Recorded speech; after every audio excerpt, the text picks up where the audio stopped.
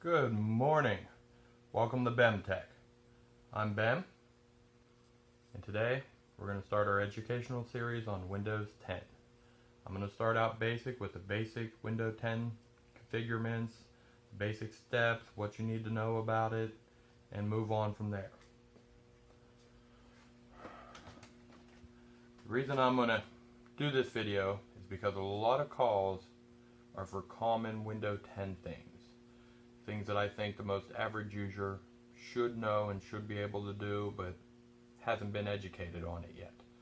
So hopefully this video brings some insight to those problems and what you can do, and basically give you a little better understanding of what Windows 10 is and how you can use it to your advantage. So the first thing I'd like to talk about is the logon. When you create a new account,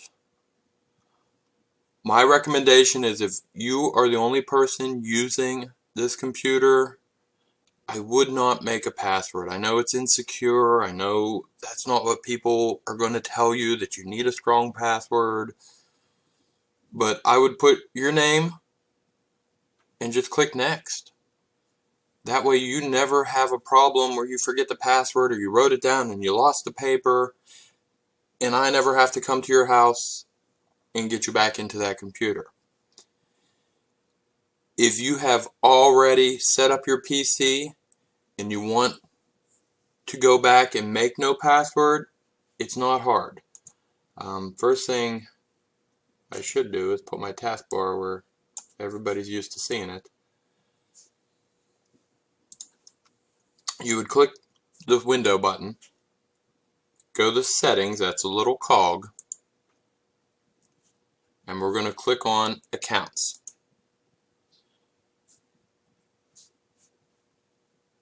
And once you're on accounts, we click in sign in options, and from there you can change your account password.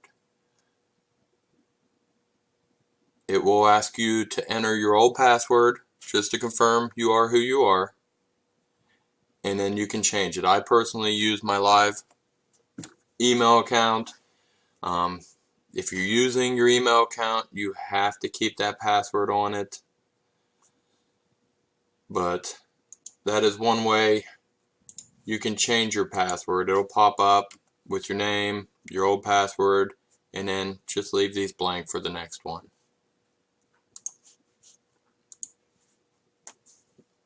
The next thing we should probably talk about is the desktop itself. When you first log into Windows, it's going to bring you to this desktop. This desktop is just like the top of a desk. This is your work area. This is where you get things done. You might be working on a text sheet called stubs. You might have a couple applications that you use most frequently on the desktop. If you're working on a Word document, it would be there. So this is the stuff you leave laying on your desk. The next move down from that is the start window. That's a little Windows key in the bottom left hand corner. When you click on that, it brings up your start bar, which has some icons here. These icons are just like if you open a desk drawer. You look in and you see all this stuff right there sitting waiting for you to use. It's not on your desktop, so it is put away a little bit, but it's still within easy reach. To the left you have all your applications. This is for you digging deeper into the back of that drawer looking for something that you don't quite use that often. And there are a lot of things here. Down in the bottom right hand corner you have your notification window. If you click on that, it brings up some simple settings that you have access to, and also any notifications from the Action Center that may need help. So here I just got an email as we were talking. The clock, a date and time, that's obvious.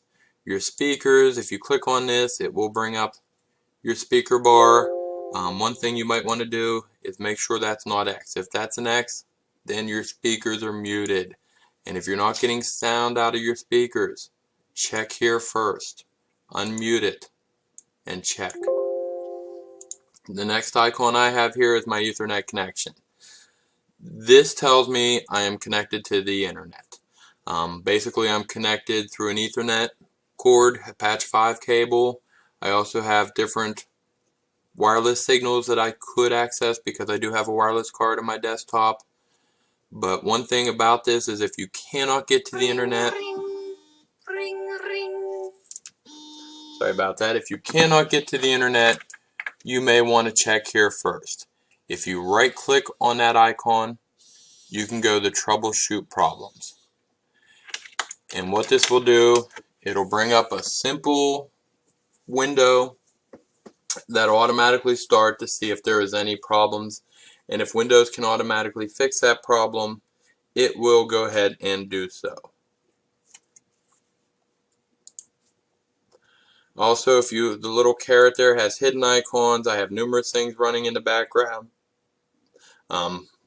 Mostly this is going to be stuff that you don't access or you don't want to access, because it'll be like your antivirus, your OneDrive, your Dropbox, different things you have running in the background.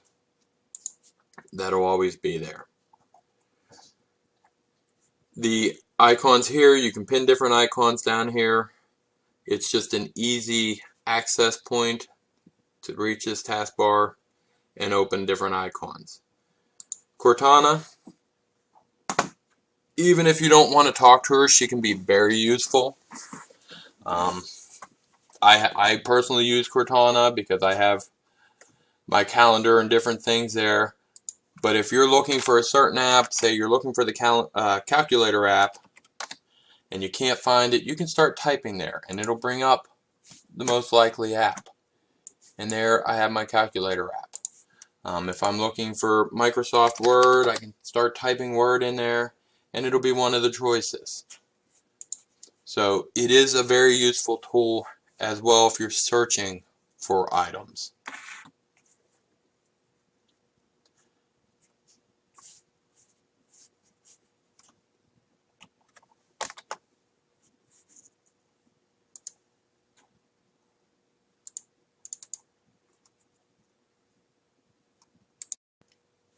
The next thing I'd like to talk about is your file structure on a Windows 10 computer.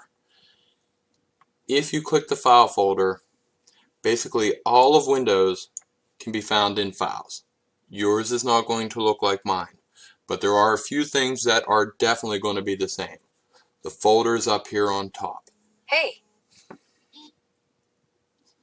And these folders is Microsoft's way of organizing you. It is not a bad file structure. It is a great way to be organized, and I would recommend that you use the default folders for different projects or different things that you are working on your computer. The desktop is obviously what we keep on the desktop. So if I click that desktop folder, I see the two files I have on my desktop. The next one, documents, should be where you keep your Word documents.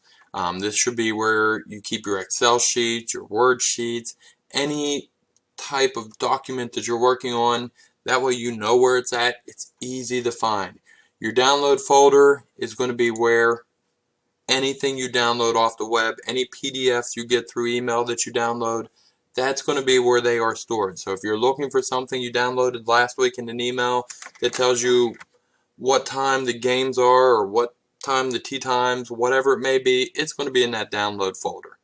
Your music folder has your music library in it. Your pictures should hold your pictures that you save. If you plug in an SD card in your computer and it automatically transfers those pictures, this is the folder they're going to be at, in your picture folder.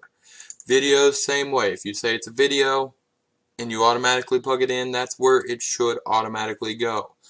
If for some reason it does not, you can always drag any of these into any folder. If it's on your desktop, you can take it and drag that folder right into it, and then it will go there, and that's where it will live. That's where it will reside from there out. But I don't want it there. I want to keep it on my desktop, so I'll put it back. But it's as easy as clicking on it, holding it in, and dragging it to where you want it to be. That is the folder structure.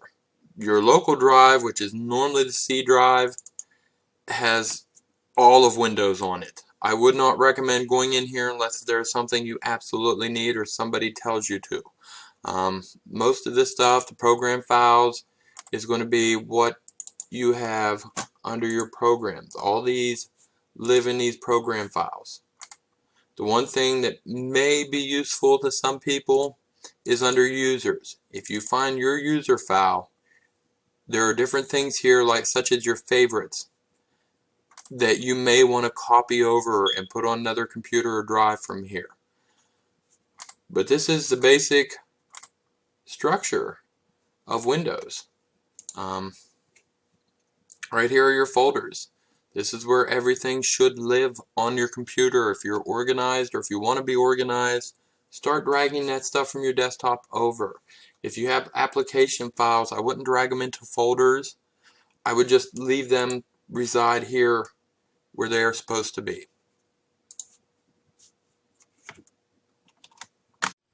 So that was just a quick introduction to Windows 10.